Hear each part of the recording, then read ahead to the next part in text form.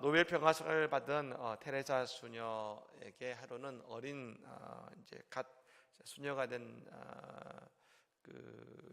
분이 왔다는 것입니다. 그러면서 뭐라 했느냐? 저도 가장 어려운 사람을 위해 봉사하고 싶습니다라고 이야기했다는 것이죠. 저 인도에 어제 우리가 또 인도의 그 분들을 봤습니다만 사실 인도라는 나라가 참 복잡한 나라죠. 그 가운데서 참 어려운 도시들이 참 많습니다. 그곳에서 그 빈민들을 도우는 그 손길을 펼쳤던 분 아니겠습니까? 근데 그 새로운 그 수녀는 부잣집 딸인 것이 보인 것이죠.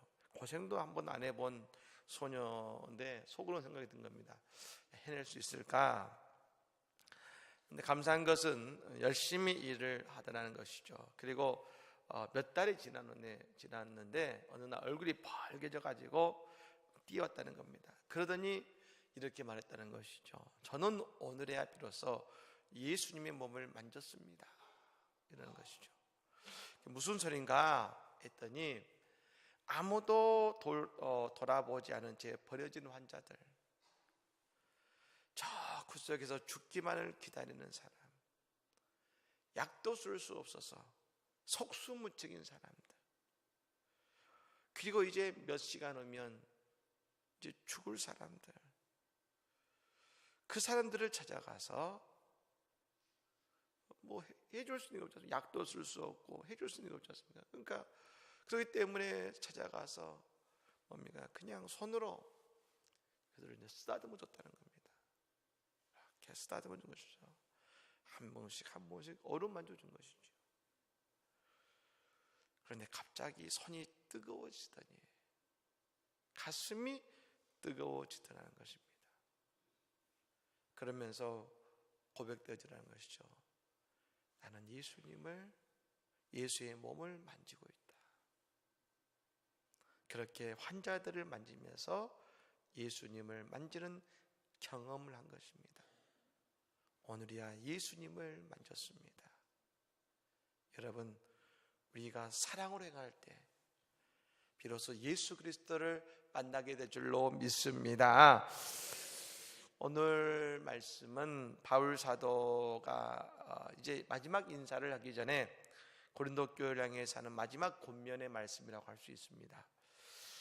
그 가운데 이 바울 사도는 두 사람을 소개하고 있습니다. 디모데와 아볼로를 소개하고 있습니다만 먼저 그 가운데 디모데를 바울이 이렇게 소개하고 있습니다. 한번 따라해 볼까요? 나와 같이 주의 일을 힘쓰는 자 믿으십니까? 디모데를 향해서 뭐라고 했느냐? 나와 같이 주의 일을 힘쓰는 자라고 얘기했습니다. 여러분, 이 바울 사도가 고린도 교회에 편지를 이제 보내고 있지 않습니까? 이 고린도서가 편지인데 그 전에 편지를 쓰기 전에 그는 먼저 누구를 보냈냐면 그 얘기를 듣고서 디모데를 먼저 고린도 교회로 보낸 것입니다. 이 당시에 디모데는 어린 나이였습니다. 그런데도 바울이 그를 지금 한참 분쟁하고 있고 갈등하고 있고 싸우고 있는 고린도 교회로 보낸 것입니다. 이 디모데는 뭡니까? 아직 경력도 없고 나이도 어립니다. 그런데 그를 왜 거기에 보낼 수 있었느냐? 그것은 바로 이 한마디가 그를 때문입니다. 나와 같이 주의 일을 힘쓰는 자이기 때문에 보낸 것입니다. 이 말에는 두 가지 의미가 담겨 있습니다. 첫 번째는 뭐냐? 바울을 가장 열심히 돕고 있고 바울의 사역을 가장 잘 이해하는 사람이 디모데라는 것입니다. 두 번째로 디모데는 주님의 일이라면 최선을 다하는 사람이기 때문에 보냈다는 것이죠. 즉 디모데는 나이와 상관없이 바울 사도가 그 일을 믿고 맡길 수 있는 그런 존재라는 것입니다. 왜요? 바울 스스로도 경험했지 않습니까?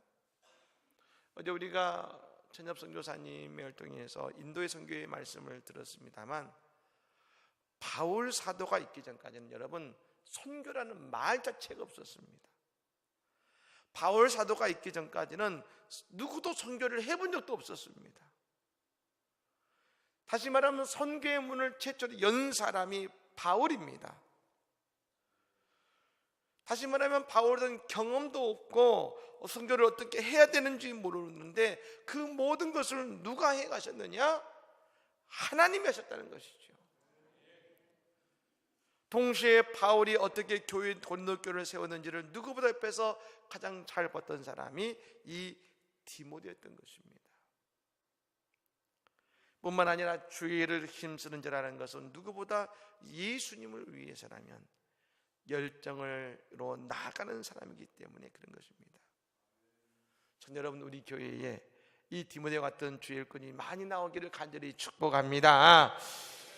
여러분, 그러기 위해서 우리에게 먼저 저는 간절히 바라는 게 있습니다. 우리 교회에 많은 목회자가 나오기를 간절히 원합니다. 많은 목회자가.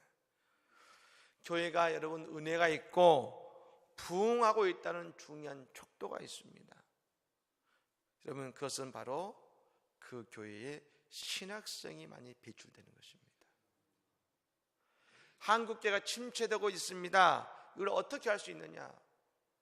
물론 교인의 수가 줄은 것도 촉도가 되겠습니다만, 그걸 알 수 있는 가장 중요한 촉도는 신학교가 보면 압니다. 신학교들이 미달되고 있습니다.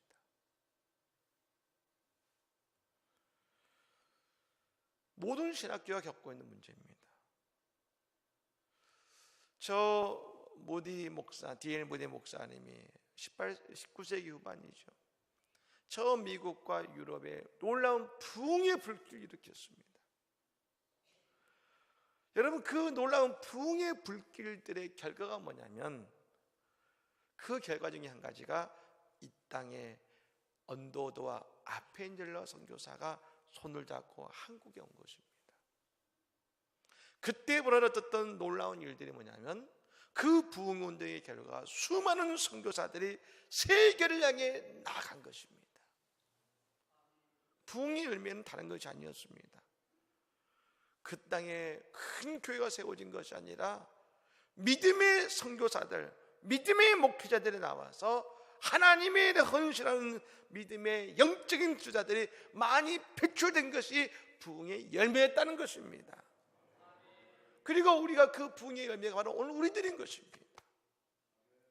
사랑하는 여러분, 우리 교회의 영적인 지도자인 디모데들이 많이 배출되기를 간절히 축복합니다. 여러분, 또 한 가지가 있습니다. 그것은 뭡니까? 우리 교회에 많은 주의 일꾼들이 나오기를 원합니다. 최근에 저희 교회는 교육부서를 담당할 평신도 리더십을 가지는 교육사들이 훈련 중에 있습니다. 우리 교회는 이와 같은 많은 영적인 디모데들이 나와야 됩니다. 이를 위해서는 어떻게 됩니까? 담임 목사의 목회 비전과 방향을 잘 이해하고, 그러면서 예수님을 위해 최선을 다해 수고하는 믿음의 일꾼들이 나와야 되는 것이죠. 저는 무엇보다도 이 새벽에 이렇게 함께 예배하는 우리 믿음의 성도들이 우리 교회 영적인 디모데라고 믿습니다. 왜요? 주의를 위해 힘쓰는 최고의 사역이 뭔지 아십니까? 기도인 것입니다. 기도입니다. 우리는 새벽을 통해서 그러므로 하나님의 믿음의 사역을 감당하고 놀라운 축복을 감당할 뿐 아니라 믿음의 디모데들이 많이 배출되는 우리 교회가 되기를 예수님으로 간절히 축복합니다. 그러면서 바울 사도는 고린도 교회 교인들에게 이렇게 간구합니다. 13절, 4절입니다. 같이 한번 읽어볼까요? 같이 읽겠습니다.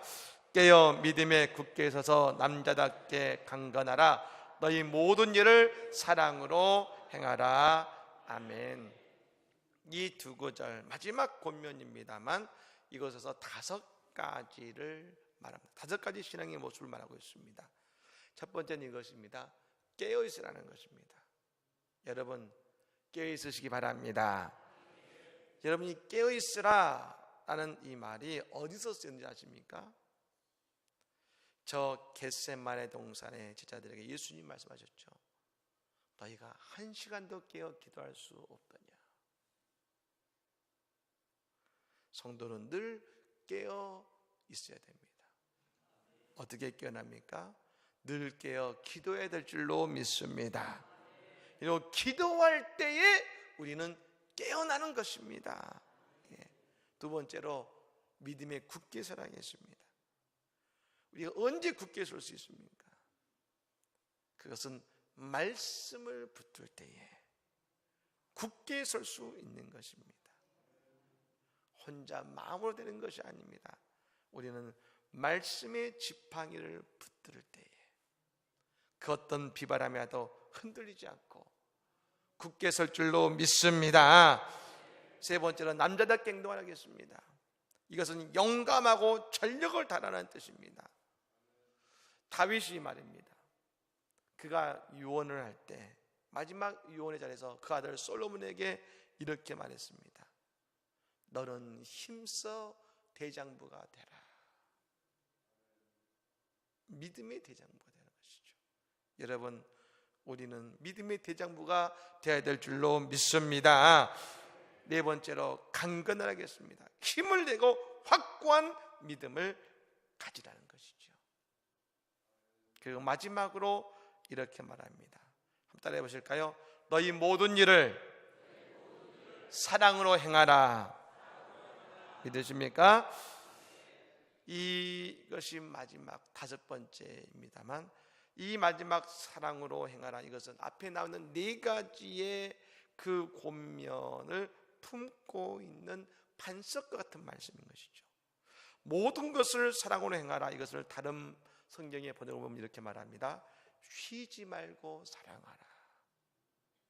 쉬지 말고 사랑하라. 이 앞에 있는 네 가지의 권면은 어떤 터전에서 행해야 되느냐? 사랑이라는 터전 속에서 네 가지의 권면을 행하라는 것입니다. 여러분, 우리가 사랑하지 못하면 우리가 하는 이 일 때문에 누군가 상처도 될 수 있습니다. 우리는 먼저 모든 사역을 할 때 늘 생각해야 됩니다. 해야 되는 사역이 우선인가? 사랑하는 것이 우선인가? 여러분, 사역이 우선입니까? 사랑하는 것이 우선입니까? 예수님께서 이거 보여주셨습니다. 안식일에 성전에 들어가셨을 때 말입니다. 예수님께서 손 마른 자를 만나셨습니다. 여러분, 손 마른 사람은 그가 고통이 있고 불편하지만 지금 당장 죽는 사람은 아닙니다. 여러분, 예수님은 누구보다 하나님의 말씀을 잘 아시지 않습니까? 이미 소년 때 랍비와 율법과 토론했던 분이 예수님이십니다. 예수님은 안식일의 법을 유예하시고 그의 병을 고쳐주셨습니다. 여러분, 사람들은 예수님께서 그 병을 안식일에 고쳐주셨다고 말했습니다. 그러나 우리가 봐야 되는 것은 안식일이라는 말보다 그 예수님의 마음을 봐야 되는데 그 마음은 사랑의 마음이시다는 것입니다. 예수님은 모든 일을 사랑으로 하셨습니다. 여러분, 우리가 하는 모든 사역이 사랑이 우선이 될 줄로 믿습니다. 여러분, 교회를 사역 공동체라 부릅니까? 사랑 공동체라 부릅니까? 교회는 사랑 공동체입니다. 열심은 좋은 것입니다. 우리는 먼저 열심히 사랑해야 될 줄로 믿습니다. 사랑의 열심을 가지고 사역을 감당해야 되는 것입니다. 여러분, 왜 고린도 교회에 갈등이 벌어졌을까요? 말씀드렸지 않습니까? 고린도 교회에 갈등이 벌어진 것은 열심히 없어서가 아닙니다. 열심히 했기 때문에 갈등이 생겼습니다. 근데 그들에게 무엇이 부족했습니까? 그들에게 먼저 사랑이 있어야 됩니다. 사랑이 부족한 것이죠. 여러분, 예수님께서는 제자들에게 먼저 일하게 하지 않으셨습니다. 먼저 땅끝까지로 내 증인되라 말씀하지 않으셨습니다. 먼저 예수님은 제자들을 3년 동안 저 예수의 공생애 동안 많이 사랑해 주셨습니다. 먼저 사랑해 주셨습니다. 많이 사랑해 주셨습니다. 그 이후에 성령을 통하여 그들에게 땅끝까지 이르러 증인되라 하신 것입니다. 저도 이 사순절에서의 사역을 돌아봅니다. 저도 늘 제 자신의 사역을 돌아보면서 이런 생각을 해봅니다. 나는 먼저 성도님들을 많이 사랑하고 있는가? 아니면 나는 먼저 열심히 일하고 있는가? 제가 바쁠 때도 말입니다. 나는 먼저 성도들을 사랑하고 있는가? 내가 먼저 일을 열심히 하고 있는가? 늘 제 자신의 목회를 향해 물어보는 질문입니다. 사랑하는 여러분, 쉬지 말고 사랑하시고 모든 일을 사랑으로 행하시기를 바랍니다. 그래서 우리에게 필요한 게 있습니다. 성령 충만이 필요한 줄로 믿습니다. 진짜 사랑은 성령 충만해야 예수의 사랑으로 행할 수 있는 것입니다.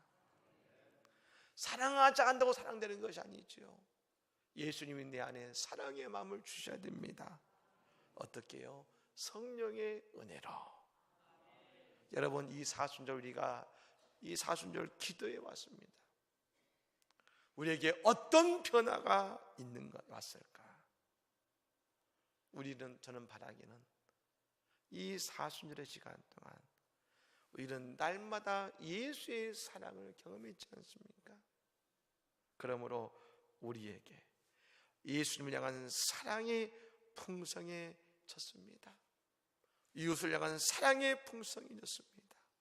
여러분, 이 고백이 이 사순절에 우리의 변하여 열매가 된 줄로 믿습니다. 이것이 뭡니까? 우리가 이 새벽에 축복받은 것입니다.